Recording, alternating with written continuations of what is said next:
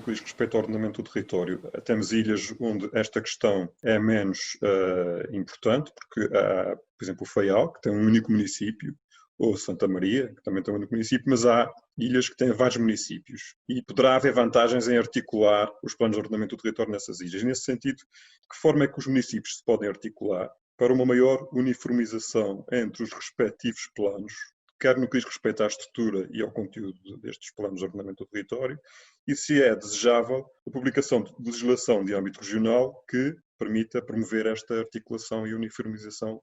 A visão transversal que os arquitetos têm por formação profissional é obviamente fundamental na elaboração das ferramentas de gestão de território. A questão é que, por mais profissionais que estas equipas, que são multidisciplinares, tenham, e quase sempre são lideradas por arquitetos, elas falham muitas vezes num aspecto fundamental, o do relacionamento com as populações. E embora existam alguns mecanismos para aumentar a participação pública nos processos de decisão, tomada no final de linha durante os processos de planeamento. Isso leva a que o processo de feedback passe a ser apenas um trâmite, uma necessidade que adie pela legislação. O que leva, de facto, a algumas clivagens entre as equipas técnicas, que são responsáveis pela elaboração de planos, e as populações que habitam nas áreas de incidência desses planos. Até porque a maioria dessas populações simplesmente não entende. Portanto, faria sentido aprofundar formas de tornar o planeamento mais participativo desde a sua gênese. Sei que é uma palavra de moda, mas tentar não só melhorar a adequação das soluções às realidades a que dizem respeito, mas também de aumentar a aceitação social dessas soluções, saber como estimular processos baseados em algum grau de vontade, de ação social, institucional, e não na procura da lei que vai permitir resolver todos os problemas do ordenamento do território. Da parte das autarquias e das entidades, eu penso que há um acompanhamento adequado de arquitetos. Normalmente as várias entidades, sempre que têm arquitetos nos quadros, quando estamos a falar de planos municipais de ordenamento do território, nomeiam para as comissões de acompanhamento técnicos da área de arquitetura.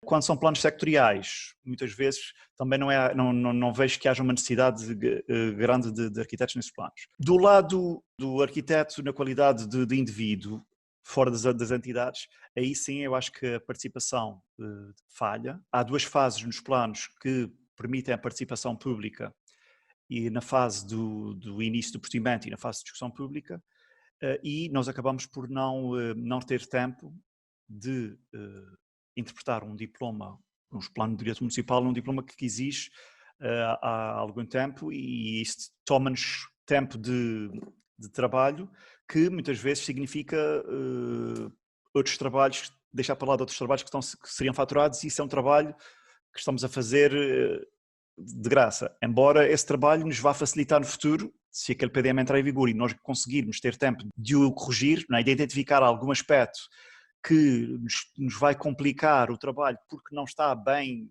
objetivo ou porque não está bem precisado, nós devíamos conseguir tirar tempo. Mas, de facto, é complicado termos tempo, porque isso é um trabalho que não é faturação zero.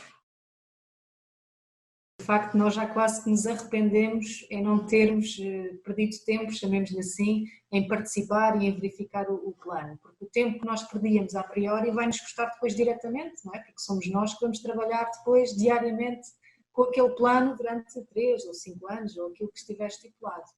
E, portanto, eu falo enquanto arquiteta, nós devíamos realmente ter aqui um papel muito mais ativo nesta questão da discussão da preparação dos planos.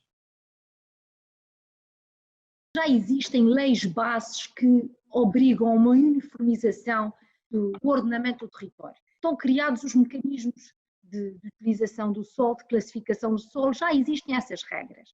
O que depois se torna difícil tem muito a ver com a compatibilização dos interesses que cada um dos municípios tem na sua área territorial e, por outro lado, outros organismos que estão também envolvidos nas alterações, nas revisões ou variações dos planos de ordenamento do território, com caráter vinculativo e que também são chamados a dar parecer sobre estes documentos, que são extremamente trabalhosos, são dispendiosos, e quando chegam ao fim quase que somos no ponto em que devíamos iniciar novamente.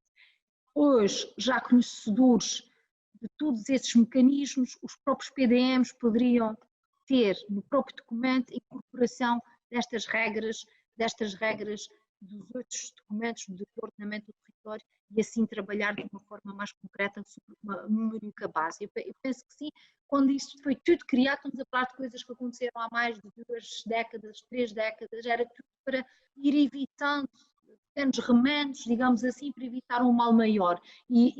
Mas hoje, trabalhando tanto tempo sobre estas ferramentas, acho que poderíamos facilitar e criar um instrumento único e mais normativo, em vez de criar essa dificuldade. Creio que seria muito vantajoso que isso acontecesse, particularmente no que diz respeito às redes. As redes, quer a viária, quer a distribuição de água, quer a elétrica e de telecomunicações.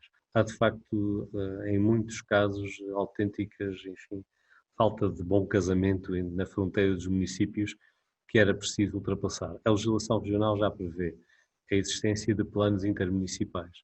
Contudo, a legislação regional nunca foi verdadeiramente operacionalizada em todos os seus aspectos.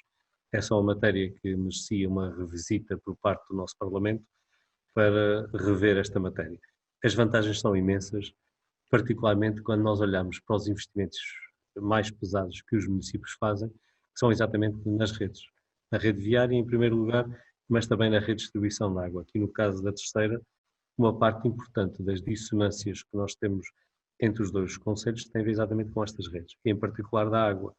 Nós chegamos a ter excesso de água de excelente qualidade aqui do lado de Angra, e aqui os nossos vizinhos da praia estão a bombar a partir de furos que têm custos energéticos elevadíssimos e outras condições de qualidade de água que não era preciso incorrerem porque há disponibilidade. Portanto, se isto estivesse bem planeado, nós poderíamos ajudar uns e outros e obviamente retirar daí vantagens. Mas esta matéria não é fácil. E não é fácil particularmente quando os municípios têm dinâmicas internas diferentes.